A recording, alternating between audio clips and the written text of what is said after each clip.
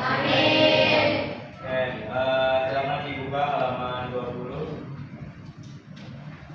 Oke, sebelum kita mulai materi hari ini, Bapak absen dulu ya. Adinda Raya, Joya Rizky, Aulia Apa, Dina Ramadhani, Salsa Sabila, Evinda Deviana, Fani Desiva, Farah Aditya, Gersi Nuri Najri, Gilang Ramadan, Tisna Aulia,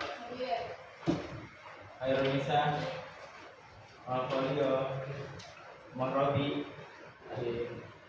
M. Salman, M. Randy, Muhammad Rafiq, Muhammad Soleh, Muklis Hidayat, Nadia Ramadhani, Noviana, Safira Putri, Said Musafa, Ilvana Zahra, Sutina, Talita Maida. Untuk semua ya hari ini ya. Di sini Bapak ingin menjelaskan sebuah materi yang berjudul tentang coding dan kecerdasan artifisial. Ya, silakan sudah disiapkan bukunya? Oke, sambil disiapkan ya.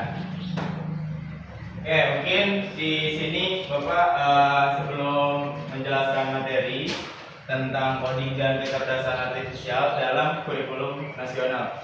Jadi insya Allah di tahun ajaran baru kita akan mempelajari mata pelajaran baru ya tentang coding dan KA. Maksud KA itu kecerdasan artifisial. Ya mungkin kalau kalian tahu itu KA itu AI.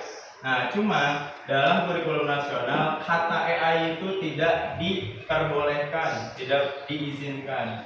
Dari pihak profesor mungkin dijelaskan pada saat itu kata AI itu dirubah untuk di negara kita sendiri ini menjadi KA atau kecerdasan artifisial.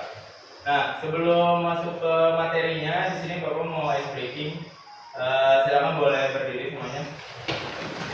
Ya, diikuti ya.